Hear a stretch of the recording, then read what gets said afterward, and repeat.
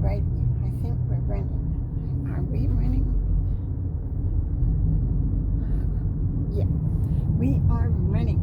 This is Andrea Baleward and Sandy Diamond on our way to the barn.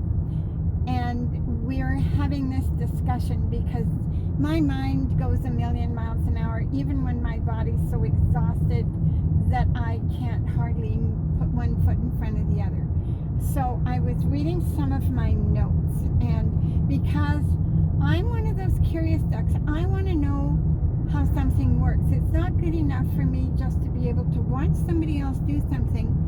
That fascinates me, but I want to know, how did they achieve that? And so I tend to put labels on everything. And recently we had a young lady come to the barn that possibly is going to be my student and ride with me.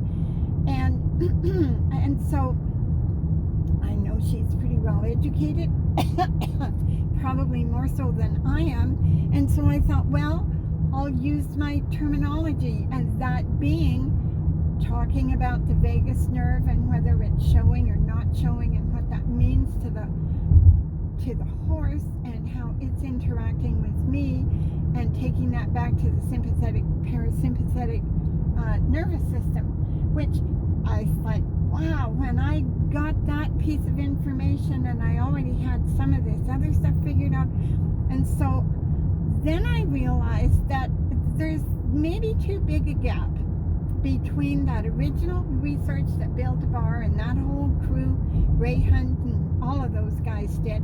It is so far out of the box to even what's happening in May of 2020 that people can't cope with it. It's just like talking about spaceships to a pygmy that doesn't know what a Coke bottle is. And so this is what Andrea has to say about it. I think what we need to do is define terms that are working terms that are easier to understand, that roll off the tongue easier, but are still technically accurate without oversimplifying, but not making it deliberately more difficult for people to understand simply because they're not conversant with the full terms. Well, and going back, I remember when you and I were going in your vehicle somewhere. I think you were picking me up from one of my trips to Vancouver Island, and I said to you, what do you know about the autonomic nervous system? And you immediately said, well, it has to do with the sympathetic and the parasympathetic nervous system. And I thought, great, she already knows all about this stuff. I'm the one that's behind the 8 ball here. But I think what happens maybe is anybody who's taken biology in high school, they probably learned about all that, but they didn't have any practical way of applying it in life. It's not taught that way. And I know about it from the muscle testing point of view. Okay. Because of the biofeedback. Right. And a lot of the times we're like the fight or flight, people don't realize how often they are triggered into either running away or fighting. And whether it's a horse or a person or a dog. you can anytime people have an argument, they're in a fight flight mode. That argument triggers, I have to run away, or I can't run away, so I will fight. And the problem is that we get into those behavior patterns are not recognized on a conscious level, and we unconsciously emote things we don't want.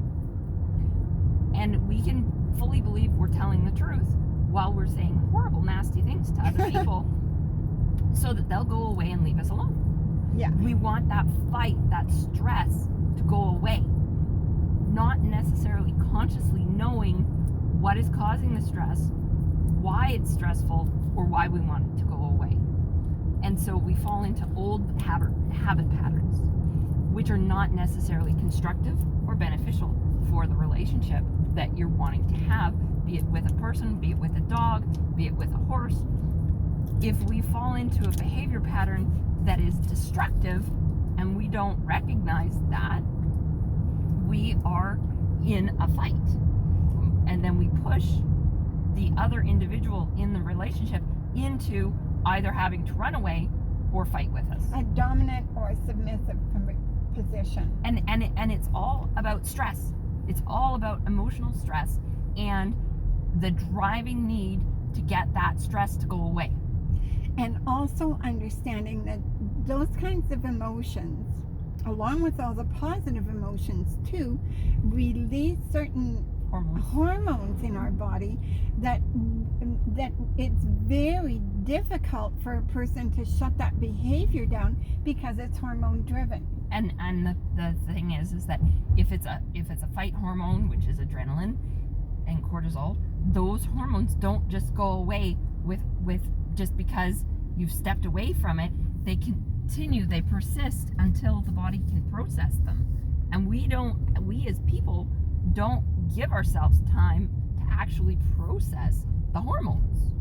We just go to the next situation. Not only that, but we don't give our horses time to process that information either, and then they get accused of being disobedient. Well, and the problem is that when you're dealing with a horse, they can smell the release of hormones, and they, even though you're trying to say, oh, I'm the nicest, loveliest person, you want to be my friend, they're like, oh no, you want to kill me. I can smell you, you want to kill me, you're mad. Yeah. And they don't believe you. And if you do that too often, where the horse is like, yeah, no, you really want to kill me, they're not going to trust you because you're saying one thing but doing something totally different. Or coming from the wrong perspective because you don't even understand what your real bottom line perspective is. What is important?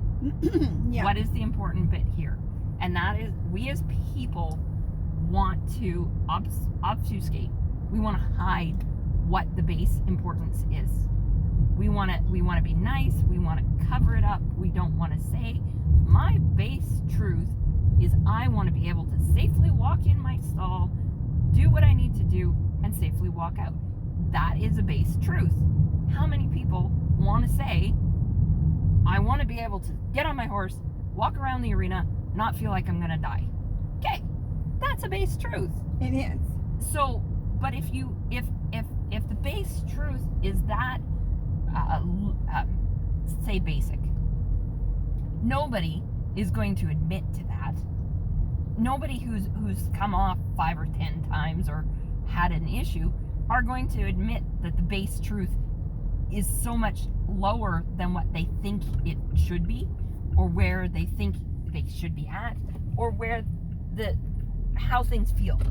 Or your mind is on doing your first flying change or your first correct half pass or maybe piaffe and passage, but you can't even put a halter on the darn thing comfortably. Yeah. And if you can't walk it from the barn into the arena without it trying to hit you with its head, how are you going to get a flying change? Well, but that's what it's all about. But that's the base truth of where are you at, and by results, all you can go off of is what are your results. Well, and then once you can tell the truth to yourself about what your results are telling you, that's how you get into a feedback loop with your horse where you say, okay, if I do this, what is the result? Positive, negative. Okay, well, that result worked. I like that. That result didn't work. Let's not do that again. Yeah, but if we're on a behavioral loop that isn't working and we can't identify that, then we can't change it because we don't know where to go to create the change. Well, because that whole loop is hiding from ourselves where the truth is of what it is that we want. There you go. Thanks, guys. We're at the barn.